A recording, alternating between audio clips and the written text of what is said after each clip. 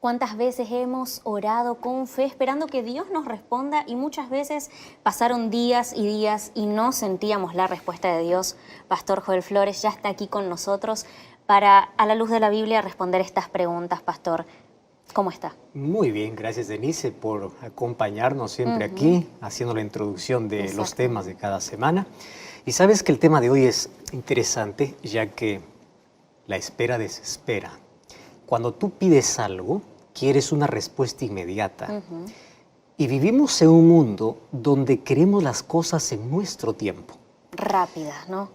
Y fíjate, la tecnología nos ha llevado a tener una respuesta a solo un clic. Necesito información, voy a un clic, tengo la respuesta. Las cosas hoy son cada vez más rápidas, que parece que la demora no hace parte de nuestro cotidiano. Nos desespera esperar. Por eso muchas veces estamos ahí pendientes a ver por qué Dios no nos responde. Y allí viene nuestra frustración, porque queremos que Dios pueda reaccionar en nuestro tiempo y como nosotros queremos. Y confundimos silencio con ausencia. O sea, Dios no me responde, Dios está ausente. No, no, no. Dios puede estar en silencio y presente. Exactamente. Y a veces confundimos eso. Y es por eso que tenemos que entender por qué y cuándo Dios queda en silencio y aprender a no dudar, porque su silencio no significa su ausencia. Exactamente, Pastor. Muchísimas gracias. Entonces, vamos a escuchar lo que tiene para nosotros. Gracias, gracias. Un grande abrazo para ti que estás escuchando, sintonizando este programa. Bienvenido una vez más, esto es Libertad Sin Límites. Me alegra de que tú puedas estar allí, del otro lado, del otro lado de esta pantalla, para poder juntos estudiar una vez más la Biblia y encontrar respuestas que siempre tenemos en la vida.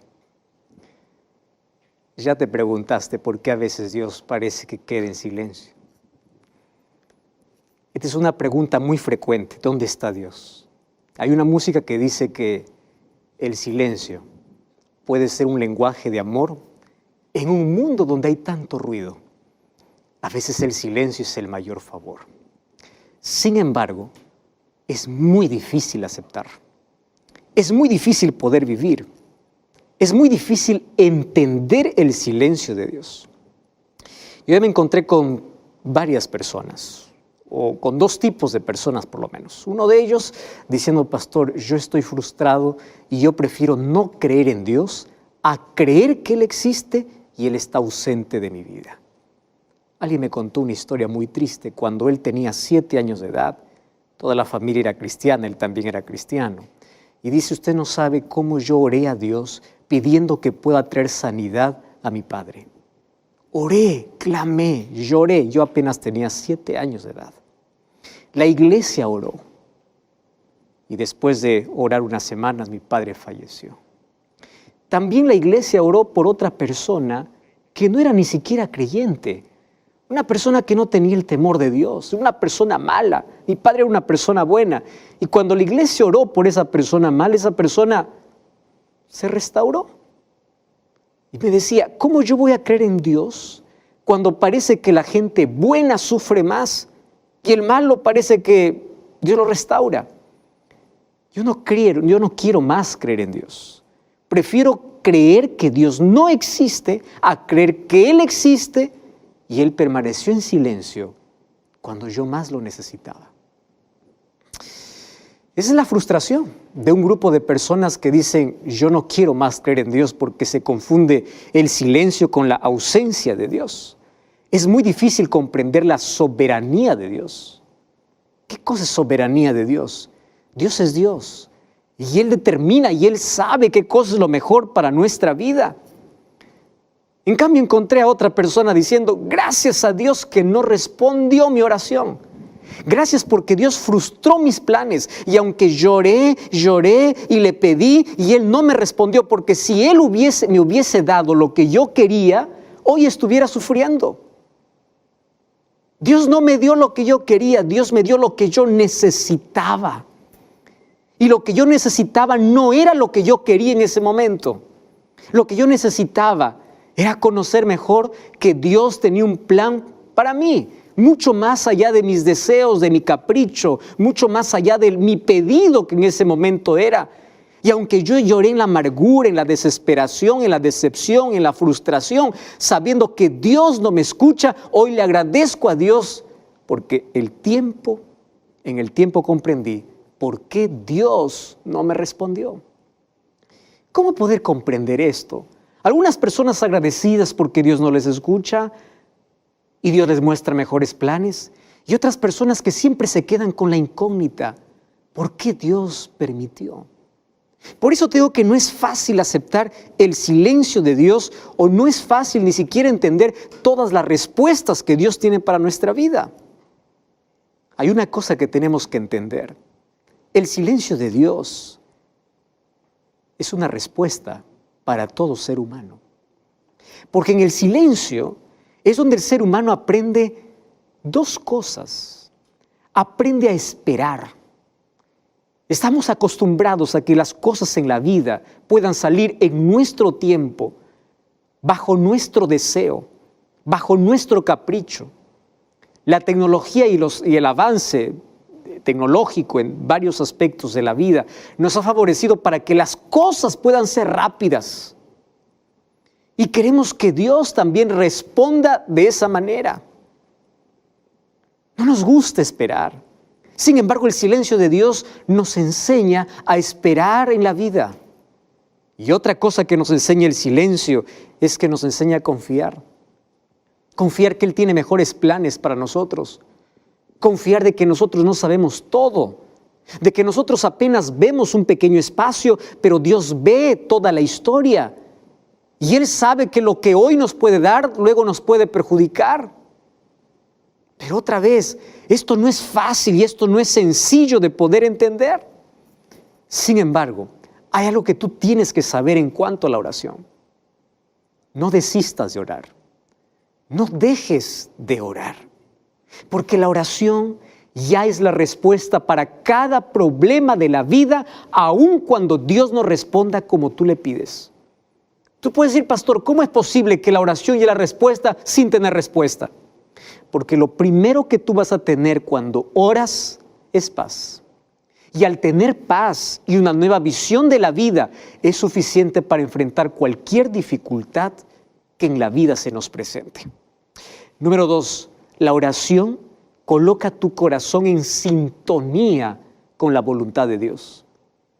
Y eso es lo que me encanta. Por eso es que no desistas y no dejes de orar, aun cuando Dios permanezca en silencio.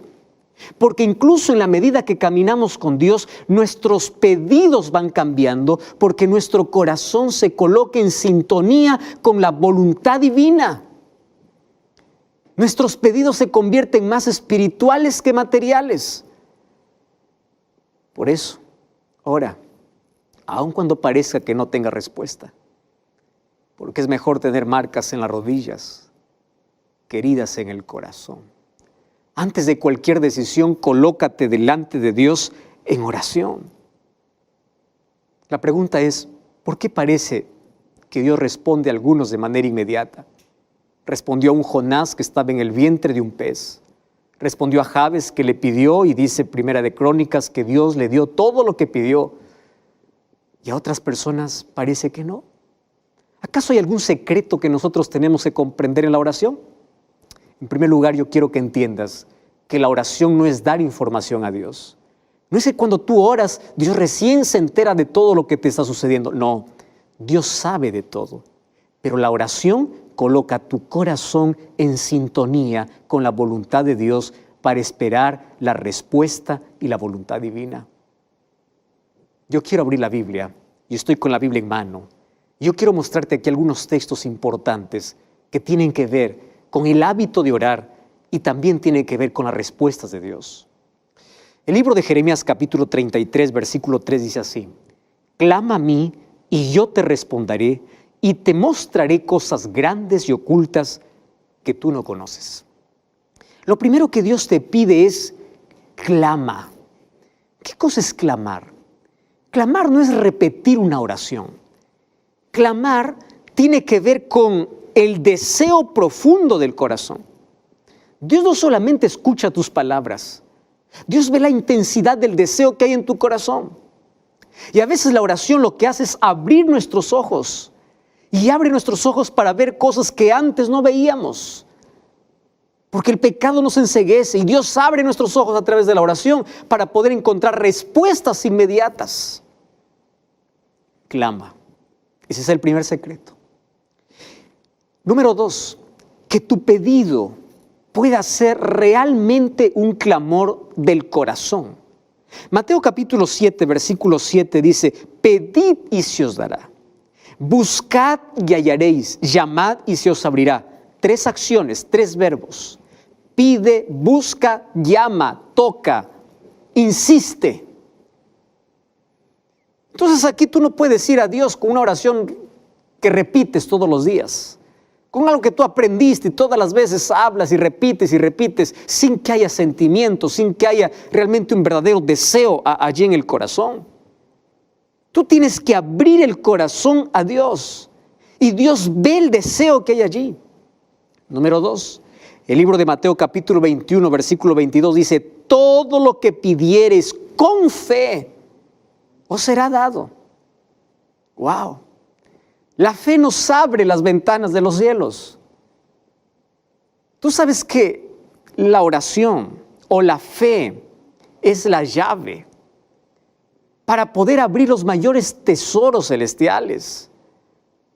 La oración es la llave en la mano de la fe para que las mayores bendiciones de Dios puedan caer sobre tu vida. Sin embargo, ¿qué cosa es lo que tú tienes que hacer? Tienes que pedir con fe. ¿Recuerdas aquella historia de un grupo de creyentes que se colocó para orar porque no había lluvia durante buen tiempo? Y allí aquellos que dependen de la lluvia para poder sembrar, en sí todos dependemos de ello para poder sobrevivir. Entonces empezaron a clamar a Dios y fueron allá, fuera de la iglesia, fuera del pueblo para poder orar. Y un día dijeron: vamos allí a una jornada de oración. Y mientras ellos iban caminando, una niñita de 7 años llevaba un paraguas, en pleno sol, en plena sequía. Y alguien le preguntó y le dice: ¿por qué llevas paraguas si hace tanto tiempo que no llueve? ¿No ves el sol que está ardiendo? Y la niñita le responde: justamente por eso llevo, porque vamos a orar. Y si Dios quiere responder inmediatamente, Él nos va a dar lluvia y solamente yo estoy preparada. Eso es fe, creer como cree un niño. Esa es la fe que Dios quiere que nosotros podamos tener. Creer que Dios responde cada oración. Pide con fe, porque la duda es como un techo que limita las bendiciones de Dios para nuestra vida. Número 3, sé agradecido con Dios. No vayas a la presencia de Dios solamente para pedir, pedir, pedir y pedir. Anda para agradecer. Filipenses capítulo 4, versículo 6 dice que deben ser conocidas nuestras peticiones con acción de gracias. ¿Eso qué cosa significa? Tú tienes que orar, tienes que pedir, pero tienes que dedicar más tiempo para agradecer. La palabra gracias es una de las palabras que más escasean en nuestro vocabulario. Buscamos a Dios solamente en emergencias. Pensamos que Dios es como una ambulancia que tiene que venir rápido cuando estamos en un incendio de la vida.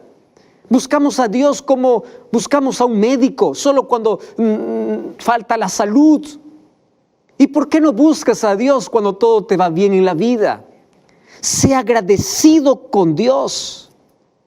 Y el libro de Juan capítulo 15, versículo 7, dice que Dios responde la oración de aquellos que permanecen en Él. Mira lo que dice el versículo 7. Si permanecéis en mí y mis palabras permanecen en vosotros, pedid todo lo que queráis y os será hecho. Pide todo lo que quieras, pero vive a la altura de la luz que tú has recibido. Tú sabes que hay cosas que pueden impedir que tu oración pueda llegar a Dios, porque tú sabes que hay cosas que tienes que abandonar. Pero tú ni siquiera tienes la menor intención de poder abandonar esas cosas. Tú estás acostumbrándote con el pecado. Y Jesús dice, si tú permaneces en mí, si tú caminas conmigo, pídeme lo que quieres, yo te voy a dar. ¿Por qué? Porque en la medida que caminas con Dios, tus pedidos son diferentes. Tus pedidos llegan a ser de acuerdo a la voluntad de Dios. Y la parte más importante que tenemos que aprender cada vez que queremos una respuesta de Dios es una palabra que a los seres humanos no nos gusta, y es la palabra sumisión. ¿Qué cosa es eso de someterse? No es una palabra que está de moda, no es una palabra agradable, es una palabra que muchos ni siquiera quieren pronunciarla. ¿Qué cosa es someterse? Ante Dios tienes que someterte. Sabes que el libro de Primera de Juan, capítulo 5, versículo 14, mira lo que dice. Primera de Juan, capítulo 5, versículo 14. Y esa es la confianza que tenemos en Él. Porque si pedimos alguna cosa conforme a su voluntad, Él nos oye.